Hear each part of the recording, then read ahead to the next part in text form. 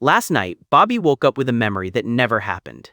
In it, he walked through an upside-down city and met someone wearing his face. The stranger said one sentence, "You are the one still dreaming." Then Bobby opened his hand. A thin orange thread was wrapped around his finger. It looked exactly like the thread from the dream. For one quiet second, he wondered whether part of the dream had followed him home. So which Bobby woke up? The one in this room or the one who remembers another world? Before this video ends, we will pull that thread. But the answer leads somewhere stranger than parallel universes. Dreams make impossible things feel normal. A hallway becomes an ocean. A dead person walks into the kitchen. You breathe underwater, then arrive late for a class you stopped taking 6 years ago. Inside the dream, you rarely demand proof. You simply accept the world. That creates an uncomfortable question. If a fake world can feel completely real, what test proves that this moment is the real one? Start with what the brain actually does. Your eyes do not send a finished movie into your head. Your ears do not deliver perfect sound. Each sense sends incomplete signals, like pieces of a puzzle. The brain combines those pieces with memory, attention, and expectation. Then it gives you one smooth experience. You do not feel the construction happening. You only receive the finished world. It is also constantly guessing what happens next. When a ball rolls behind a chair, your brain predicts where it should appear. When the guess is wrong, it updates. Waking life is a fast conversation between prediction and correction. During sleep, the conversation changes. Outside signals become weaker. The room is still there, but the brain pays less attention to it. The projector keeps running while much of the live camera feed is turned down. Now, memory supplies the pieces. Your childhood kitchen connects to a school hallway. A face borrows features from 3 different people. The brain does not replay a stored video. It rebuilds a scene from fragments. That is why a dream can give you a convincing memory of something that never happened. For a few seconds after waking, you may miss a person who never existed or remember a place you have never visited. The feeling of memory is not a certificate of truth.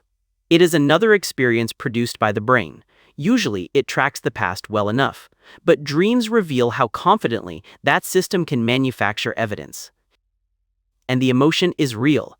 A dream fire cannot burn your hand, but fear can race through your body.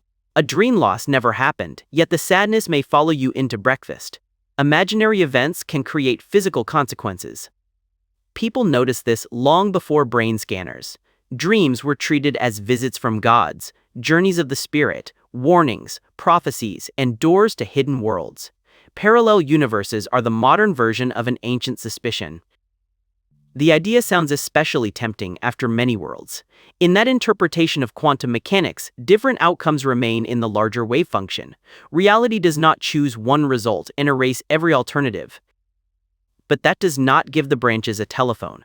Once different outcomes become tangled with their environments, decoherence makes useful interference between them disappear.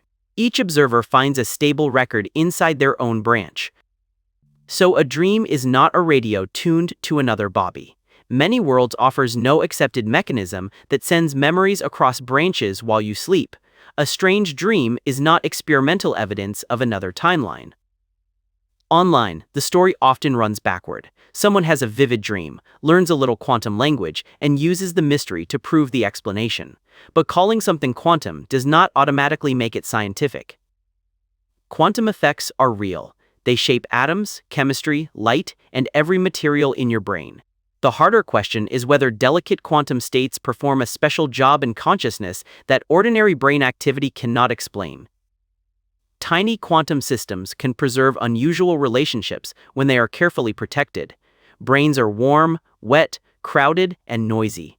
Constant interaction with the environment usually destroys delicate coherence extremely quickly. Meanwhile, a living brain is never quiet. Billions of cells exchange electrical and chemical signals. Networks change their activity as you see, remember, sleep, and dream. There is already an enormous amount happening before we add a hidden quantum message. Still, some serious researchers have proposed that quantum physics may play a deeper role. One famous proposal is called orchestrated objective reduction, usually shortened to Orch OR. It focuses on tiny structures inside neurons called microtubules. Microtubules help cells hold their shape and move material. Orch OR proposes that they might also support organized quantum processes. Those processes would end in special physical events connected to moments of conscious experience. The proposal is linked to physicist Roger Penrose and anesthesiologist Stuart Hameroff. It tries to connect gravity, quantum measurement, brain structure, and consciousness. That is an enormous bridge to build, and many researchers remain unconvinced. Notice what the idea does not automatically say. It does not say dreams visit parallel worlds, it does not say your soul leaves your body, and it does not show that another version of you can place memories into your head. A beautiful theory is not the same as strong evidence. The important test is whether it makes clear predictions that survive experiments better than other explanations. Orch OR remains a debated proposal, not settled neuroscience. Supporters often point toward anesthesia because anesthesia can switch conscious experience off and back on. Some anesthetic effects involve cell structures, including microtubules. But involvement is not proof that quantum computation creates consciousness. Most importantly, no laboratory has shown a sleeping person receiving a memory from another branch of reality. Scientists can measure brain activity during dreams. They cannot place a detector beside the bed and watch a parallel universe call. But dreams contain a different kind of doorway. In a lucid dream, the dreamer realizes the experience is a dream while it continues. Bobby can look at his hands, notice something impossible, and become aware inside the illusion.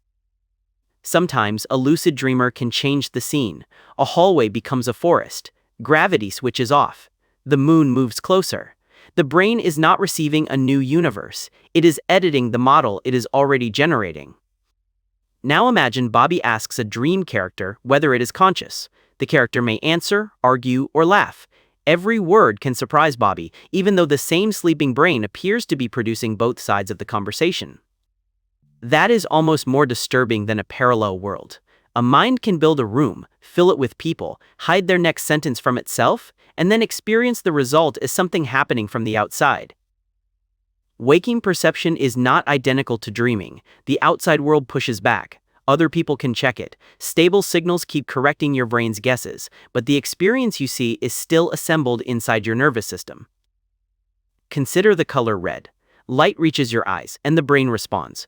But redness does not travel through the optic nerve like red paint in a tube. The private experience of color appears within the finished model. The same is true for distance, shape, sound, and the feeling of being located behind your eyes. Your brain uses real signals, but what you experience is its best working version of the world. Two people can sleep beneath the same moon and enter completely different private realities. When they wake, the shared world pulls their models back into agreement. Dreams are less constrained, so they drift apart.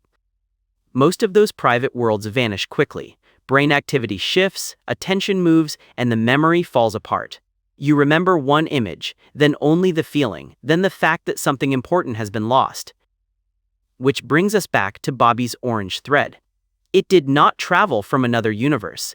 It was the final piece of the dream becoming a waking memory. For a moment, the memory felt like an object he could hold. Could Bobby still be dreaming? In the absolute philosophical sense, perfect certainty may be impossible. Any test could become part of the dream, but certainty and evidence are not the same thing. Waking reality is the model that keeps surviving correction. It stays consistent, pushes back, and can be checked by other minds. That does not make your experience fake. It explains how a real world becomes your world.